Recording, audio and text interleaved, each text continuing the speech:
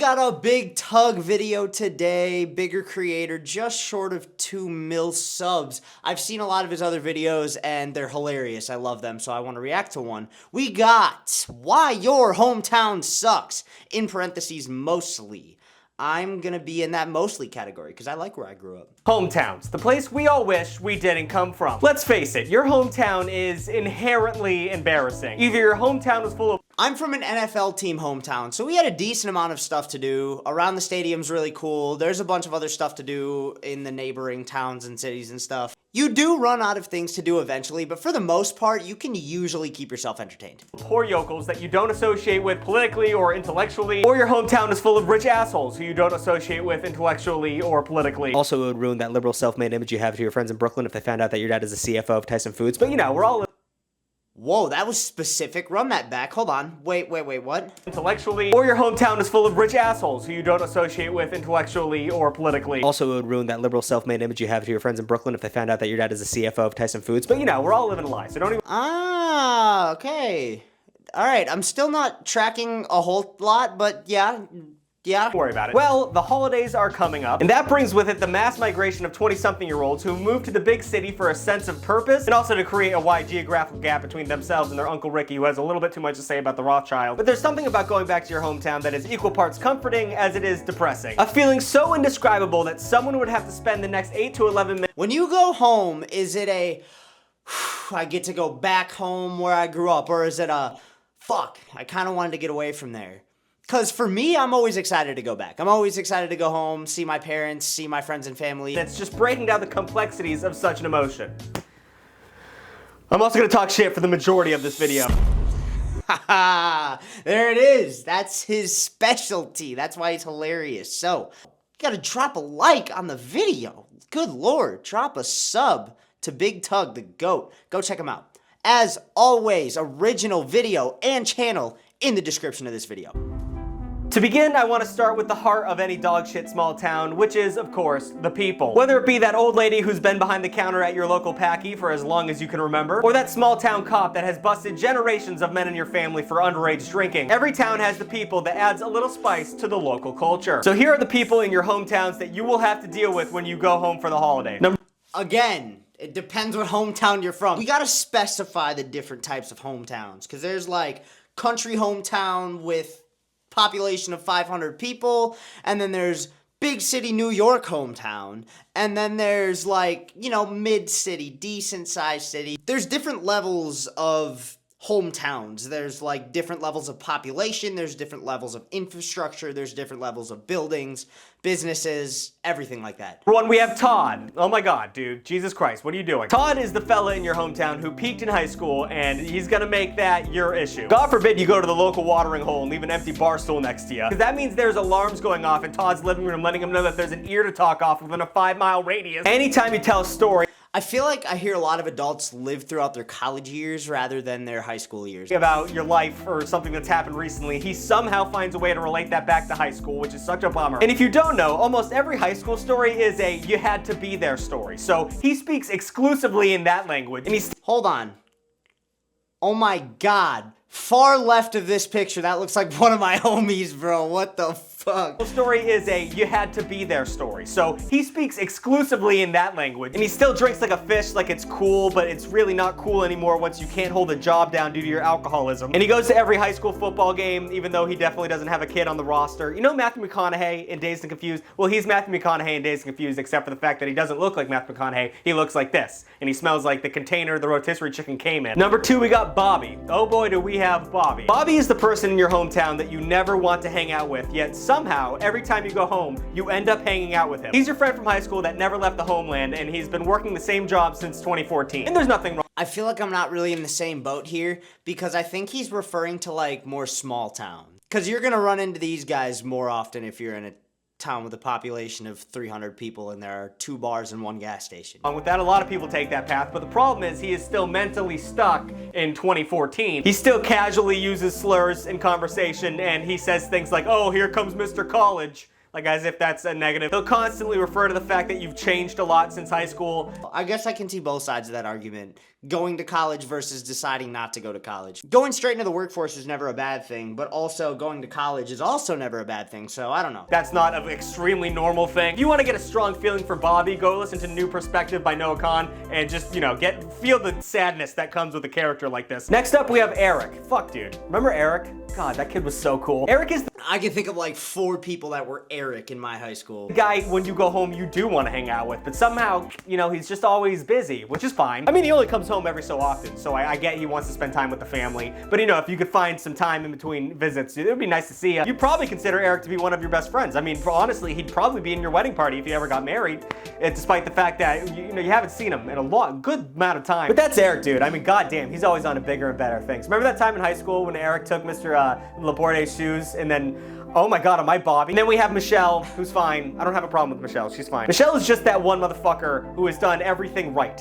And there's nothing wrong with that. It's just, I don't know what happened. You were on pretty equal footing back in high school with Michelle. You both did the same shit pretty good. Both got good grades, both had a, you know, decent social life, both went to good colleges. But then somehow after college, when the dust settled, suddenly she has an amazing job and a husband. And she's starting to have a kid in a house? What are you, 27? I don't really talk to a lot of people from my high school. I don't really keep in contact with a lot of people. I'm cool with like 15 to 20 of them, but I regularly talk to like 3 of them. And 2 of them are 2 of my best friends. I just was like getting into my senior year and I would just stop talking to people. I was like, I'm just gonna get through this shit and get to college, dude. Kid, we're both still children. What are you doing? Slow down. We shouldn't have our lives together like that, Michelle, at this point, right? Am I fucking up? Because you're fucking me up. And last but not least, we have Sarah. Fuck Sarah. Fuck her. Sarah is the girl Just by that first picture, I have a good idea of who Sarah is. who was the hottest in her high school class, and she never left her hometown because she did not want to leave that feeling. I wouldn't either, but you know, you gotta move on at one point. She probably works in, you know, nursing or mental health, even though she bullied people to the brink of suicide in high school. And even though you are 10 times the person you were in high school, when you talk to her, she still finds a way to make you feel like a dumb little nerd who doesn't have any social skills. It's like a superpower. It's like a CIA trick. The clock's running out. I love how he cuts out, like every once in a while, he'll just cut out and it'll just be his green screen setup. People are starting to pay less attention to her and she's getting nervous because she hasn't really settled down yet. And that's fun to watch for me. I mean, the stories of her setting her ex-boyfriend's mailbox on fire are starting to boil up, and you know, this isn't a real person. I want to make that clear. Okay. Good. That's good to hear. Now that we've covered all the local wildlife, let's start talking about where they dwell. Every point of origin has these weird, random places that hold a lot of significance to the town people. It doesn't usually have rhyme or reason to it, but it does usually come from teens who need a place to hang out and they pass that place down to other teens, and then it's just generations of degenerates. So let's talk about the specific places in your hometown that everyone likes to hang out at, and it's kind of sad a little bit. Number 1, let's go with the spot in the woods where you blacked out a couple times. It's usually a random area about a half-mile past. All the country kids or wannabe country kids would go to this local park. There was that. And then there were a bunch of dinky ass car meets with every douchebag in the class you could possibly imagine. The tree line with some like logs you can sit on, or it could be a secluded field or even a random sand pit that was created for a housing project that was abandoned due to the 2008 recession. That was mine. That was my place to hang out in. This place is in the sweet spot where you're not gonna get caught underage drinking, but you're close enough to adults where you can get help if you actually need it. It also always has some vague element of danger nearby. Not intentionally, but for some reason, drunk teens are drawn to large bodies of water like a quickly moving river or a giant lake. And someone at one point will die there due to those factors, but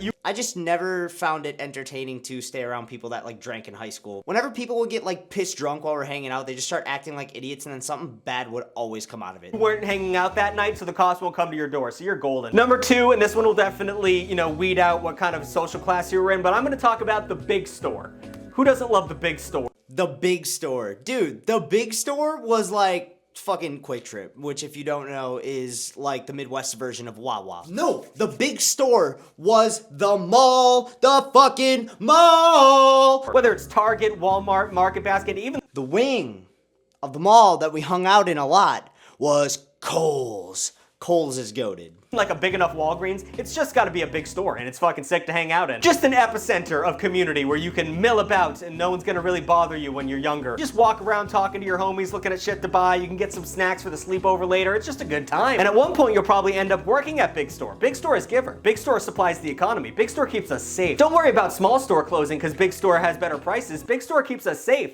Big store is a provider. Don't resist big store. Number 3, we have your friend's basement. Oh my god, so much shit happened in this basement. Holy hell. This was the basement of your friend that, now that you think about it, had pretty absentee parents, but it worked out in your favor. Not great for the kid themselves, but it was a great place for you and your graduating class to learn about the human body, both yourselves and others. The basement was never at any like basement parties or anything like that. The first time I ever went to a party was in college. I went to like parties in high school, but what I mean by party is like 25 to 30 people from like 3 different friend groups just joined together in one house to hang out for a little while. College was when I started like seeing what parties looked like. still horribly stained and smells funny.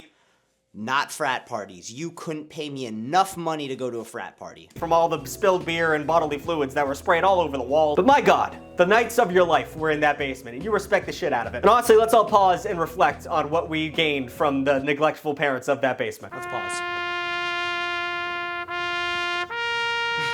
And last but not least, we have the derelict mall. Truly the visual representation. The big store didn't have to be separate from the mall, because the big store was connected to the mall. If there was one big store, again, it was Kohl's. It was just Kohl's. And again, we didn't spend a lot of time there. It was usually spent just hanging out playing video games. But Ye Olde Mall was quite the spot. Of societal rot. Hey gang, it's me, Big Tug. So a little aside I have to make. For the rest of this video, I noticed in the editing booth that my fly is suddenly down. You'll notice it in the next scene. And and it doesn't get fixed for the rest of the video. I don't know how this happened. I didn't go pee. I didn't do anything. Unforged. I watched the footage and I didn't do anything. I don't know how my fucking fly's down. So enjoy that, I guess. Personally, my local mall is Oh my god, it is, dude. Just for everyone to see. That is funny. now a hospital, which is ironic because that's the first place I got jumped. I keep getting jumped. I don't know what that's all about. In its heyday, your parents used to drop you off. You had 40 bucks in your I've never been jumped, but again, I stayed away from a lot of the big groups. Freshman year was like the year I figured out that big groups always cause drama. pocket. You just run amok. You'd spend most of your time eating in the food court or squinting your way through a dark Abercrombie and Fitch, or maybe even, perusing the dildos at Spencer's Gifts. Why were those in there? And now it's just a boarded up memory of what once was. Fucking Spencer's. Oh my god, Spencer's, bro. You walk in, you see some cool posters, you see some boobs on a t-shirt, see more boobs on a t-shirt. The usual stuff. You see a few mugs, some gun mugs, Bugs Bunny mugs, but just Playboy mugs, anything you could think of. Any kind of t-shirt, hoodie you could think of with printed, stamped on album covers. And then you go to the back store and it's just sex toys.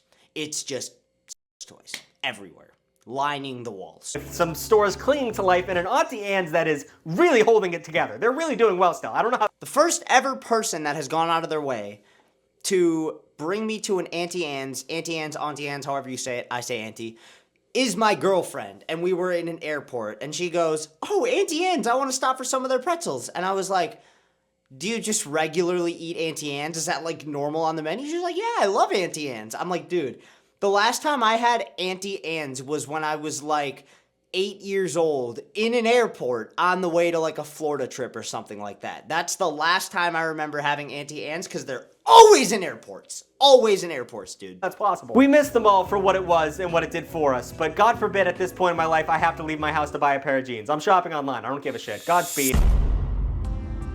Now that I have thoroughly shit-talked hometowns, I want to talk about the things that hometowns provide for us, because there's still some good things about them. I mean, it's not all roses and daisies. You're not going to find a Sweet Green or a local roastery, but there's still some things about hometowns that are, slightly beneficial. So here are technically the good things about visiting your hometown. Number 1, you don't have to get dressed up. You don't have to put on airs for anybody. You're in Spencer, Massachusetts. They have a Dairy Queen, but that's pretty much it. If you live in a big city and you go to the local store in pajama pants and a hoodie, people are either going to assume you're homeless or depressed. I just don't be wearing pajama pants. I'll wear them if I get prompted to, but that's usually about it. Oh, but in a small town, who gives a fuck, dude? Wear whatever you want. Honestly, it's the opposite problem. If I wore something snazzy to my local Cumberland Farms, people would yell slurs at me. They'd ask me if I was going to the fairy convention, and that's just local culture. Number 2, everything is so cheap that it seems like a scam. It seems like someone's stealing from me. I mean, compared to the cities I've lived in, Chicago, New York, a pack of cigarettes, if it's under $20, I gasp. I don't even smoke cigarettes. I just like comparing the prices. I mean, Ubers are so much cheaper. You could drive from Worcester to Boston in an Uber. It'd be like 40 bucks. That's probably not true, but it's a lot cheaper than New York City. Number 3, you can wave to people from your car and they will wave back and not assume you're a crazy person. That's This is facts. Especially because from my hometown, we lived on a cul-de-sac near the end. So we knew all of our neighbors. I'd go down the street. Every time I would take a turn onto my street, I would always roll my windows down and just be like, oh, hey, what's going on, man? How you doing? Hey, lawn looks great, man. Keep it up. Just waving to people, saying hi to everyone. And everyone on my street was just great. Except for like 2 people. Dope as shit. In the city, if you wave at a stranger, they'll assume you have a knife and mace you, and I don't blame them. Don't trust anyone in the city. They're all evil. But if you see someone in the suburbs and you wave at them, they'll wave back. That's fucking crazy. I say I grew up in a bigger city. I grew up near a bigger city, but it was the suburbs. It wasn't the actual city part of the big city. And again, it wasn't a big city. It's just bigger than small towns. Crazy, dude. I appreciate the shit out of that. Number 4, the holiday house decorations go hard.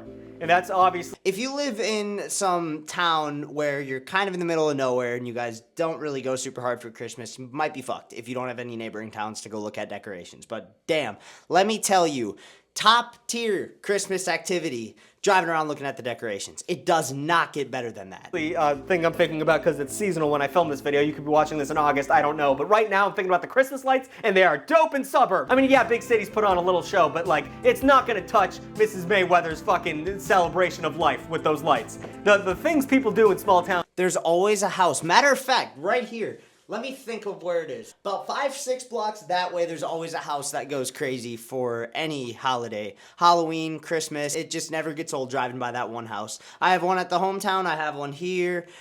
The one back in my hometown I always used to go to when I was like younger, bro. My parents and I would always spin the block and go look at the decorations every year. And then they stopped doing it. And they were known for that, so people would still circle back by their house when the new people owned it. With their lights, they set them to their radio, and it does the music.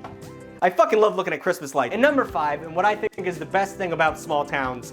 I meant to pause that. Yes! Yes! Fucking top tier activity. Looking at Christmas lights is so great. It's your people. It's the people, it's the people. And I know I was just absolutely shit-talking people in small towns like 5 minutes ago, but just hear me out. Yes, there's always gonna be issues in your small town. That's always gonna happen. Racism, local crime, people you absolutely hate that are still there, crumbling infrastructure. But goddamn. Not quite, but close enough. Man, no one understands you like the people who raised you and the people surrounding the people who raised you. It's truly a culture. No one knows me like my fucking homeboys back at home. No one knows me like them, bro.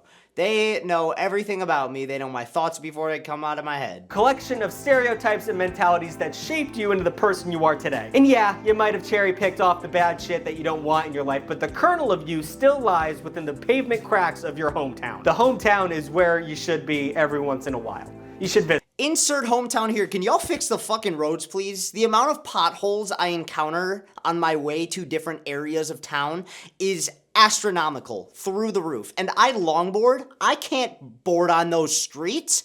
Them shits will eat me up. I've eaten that concrete more times than I'd like to admit. Is it there? And also, the people where you come from say words like you say.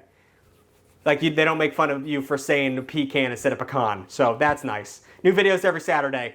Show this video to your mom if you need to explain to her why you don't visit that often. Great video, great creator. Go sub to Big Tug. Nice little nostalgia run there to think back on the hometown and its memories. And that's going to be it for me today. Thank y'all for tuning in. And please consider tapping that sub button if you like what you see out of this channel. We've been on YouTube for a very short amount of time. Very slow growth, but I'm grinding. And I'm committed. So y'all are going to see a lot of me. Tap that sub button if you like what you see. I would really appreciate it and it would help me immensely. Y'all have a great rest of your day, night, whenever you're watching this. And we'll catch y'all in the next one. Ahoo!